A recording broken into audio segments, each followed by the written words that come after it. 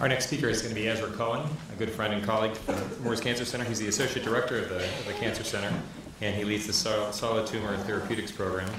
His focus has been in head and neck cancers and has taken the initiative here with a lot of our immunologic-driven treatments. Thanks, Ezra. Thanks, Raphael, and thanks, Ida, for allowing me to take the next 10 to 15 minutes and just tell people about the Cancer Center for those of you who are intimately familiar with it. I'll tell you about what's new, and for those of you who don't know us well, hopefully you will know us a little bit better after this talk and certainly after today's symposium.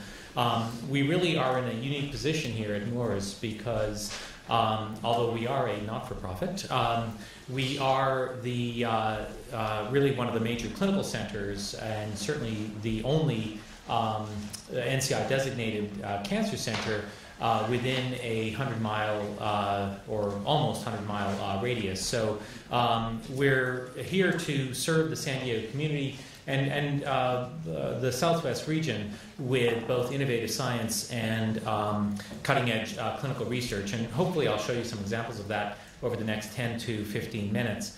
By the way, Dr. Schultz, if you are, if that jet lag drug is available in the near term, I would love to try it. Because one thing about San Diego is you can't catch a flight, direct flight to many places. So, but let's get back to the Cancer Center for a couple of minutes. So here's the mission and the goals of the Cancer Center. These are really words that we've embraced and tried to take forward, especially since Scott Lippman has been here as the new director for now a little bit more than 5 years, where it was recognized that Moores and UCSD had a basic science foundation that was exceptional and probably one of the best in the world, but that our ability to translate these wonderful findings into the clinic really needed some help. And part of the mandate that Scott embraced was exactly doing that. And you can see that in the mission and the goal statement. The history of the center really goes back to the late 60s and eventually NCI designation in the late 70s. Scott came here in 2012, and since then, arguably, we've really had an explosion in terms of what we're doing, especially with the translational and clinical research enterprises. You can see the multiple clinical recruits, many of them asterisked as now program leaders within the Cancer Center or within their divisions. And in addition to that, high-level basic science recruits listed at the bottom there. The major initiatives have included pancreatic cancer, led by Andy Lowy and his group, head and neck cancer, led by Joe Califano, immune and stem cell therapy, Dan Kaufman and Katrina Jameson, and of course cancer imaging, led by Claude Serlin, Quinn Wynn, and others. In terms of the campus itself, you can see that this looks quite a bit different than it did even a decade ago with many new centers. The La Jolla Institute, which is not new, but right next to it is the now being built, and many of you may have seen that structure going up as you were looking for the parking structure across the street, the Center for Novel Therapeutics, which is nicely named but makes for a terrible acronym. The Moores Cancer Center going to the right of that, and then the newly built and just about to open outpatient pavilion, which provides us with some much needed space to see the incredibly growing volume of patients and clinical trials.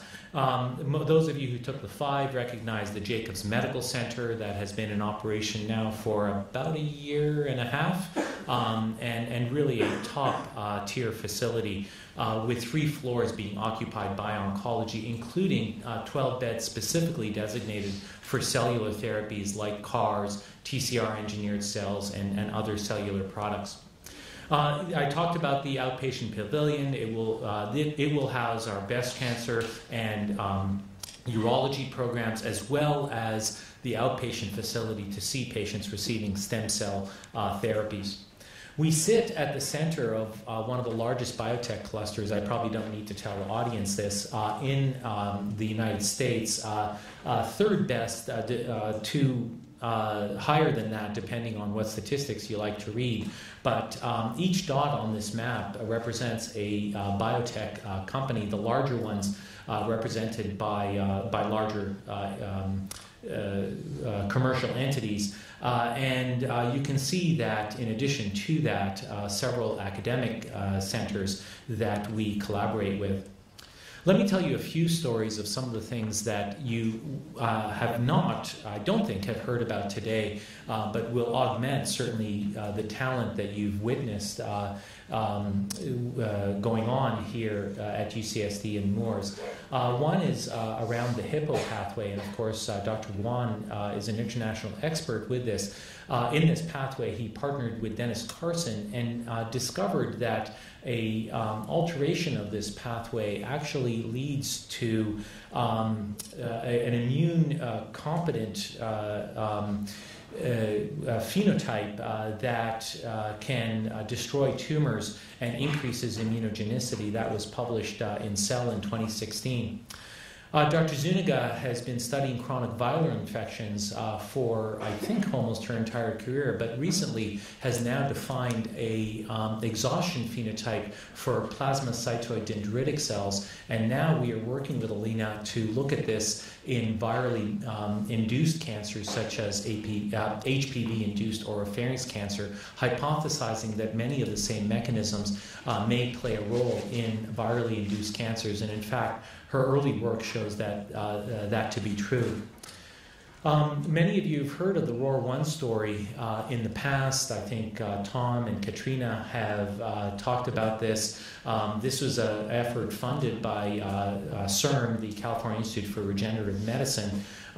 The first molecule to come out of that was appropriately named sirmtuzumab, or cleverly named sirmtuzumab, and that was an anti-ROR1 monoclonal antibody that Tom took to phase 1 in refractory chronic lymphocytic leukemia. That trial has been completed, and most recently we're delighted to say that we got further funding from CIRM based on Tom's work in triple-negative breast cancer, combining the drug with paclitaxel, and even more funding recently looking at the drug with ibrutinib in CLL. And in addition to that, in 2017, funding to explore ROR1 as a target for CAR T cells, and in a TRAN1 led by myself and Chuck Pruzak, and that work is well underway with a construct akin to many of the ones that you've seen, but now targeting ROR1 specifically, and hopefully going to the clinic in the near term. You've heard Judy talk about this story in the past, but it continues to develop as well. Judy, you're not talking this year, are you? Okay, good. So I'm not being redundant. And her findings led by a very talented, at that time, postdoc, Megan Kaneda, who's, I understand, since gone to Pfizer. She's in the audience. But looking at head and neck cancer models, both HPV positive and HPV negative, switching macrophage phenotypes from M2 to M1 by blocking a canonical pathway controlled by PI3K gamma, and in combination with anti-PD-1 antibodies showing pretty robust effects across multiple tumor types, including these two head and neck cancer models. We were quite excited by that and have had the opportunity now to take that into the clinic with investigator-initiated trials looking at ibrutinib, which is downstream in the pathway, and a drug that specifically inhibits PI3K gamma, IPI 549 from Infinity Pharmaceuticals. And then lastly, in pediatrics, we've developed or had a chance to be part of the development of a chimeric monoclonal antibody against GT2. And many of you are familiar with this story, especially if you treat neuroblastoma. This is actually a drug that now is well on its way to approval, if it hasn't been already. It is approved, I'm being told. So I mentioned the clinical enterprise and how that's been built up over the last several years. Again, really with a sea change coming in 2012, 2013, where we began to increase the number of clinical trials being performed here. And especially, I'll draw your attention to the blue part of this graph, and that is investigator-initiated institutional clinical trials, where studies coming out of the science, not only at UCSD, but in the region, and being translated into clinical trials right here at Moores Cancer Center.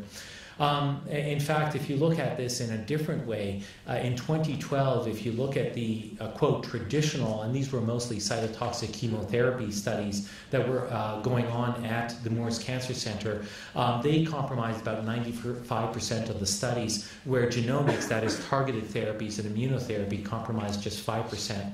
That's shifted dramatically, and in 2017, about still 50% of our studies are traditional, but you can see that now a large number are immunotherapy, are specifically immunotherapy and genomics, or are genomic-driven studies. And I want to finish off with something that we've just recently started, and that is the SDCPI, or the San Diego Center for Precision Immunotherapy, really taking advantage of the incredible talent that exists within the academic centers on the Mesa. And we count those as La Jolla Institute, UCSD, Salk, Scripps Research Institute, the Ludwig Cancer Research Center, and Sanford Burnham Previs, recognizing that the knowledge and the science that's going on with immunology among these centers could be harnessed and translated to better therapies, immunotherapies for patients. There you see our mission and our vision, but I'll summarize it really by two key points. One is bringing people together to collaborate, and the other is immediately translating the science into benefit for patients. It actually should say 6 major internationally renowned centers, and here are the participating centers that I've talked about in the prior slide. Dr. Schoenberger and I co-direct this center. Here you see our board of directors is currently small, but with plans to grow, with both Scott and Mitch, who respectively lead their institutes, and Dennis Carson. We have a leadership council representing each of the institutes, including Linda Bradley from SBP, Susan Cake from Salk, Paul Michel from Ludwig, and Linda Sherman from TSRI. We have deputy directors, one clinical and the other basic science, Sandeep Patel and Steve Hedrick. We have a scientific advisory committee that reviews our grants. We'll have an RFA coming out fairly soon that funds pilot, translational, and pilot, accelerator, and translational grants that are 1, 2, and 3 years respectively. These are the individuals that review the grants. Please don't bother them. And soon a fellowship in cancer immunotherapy that will be led by Greg Daniels here at UCSD.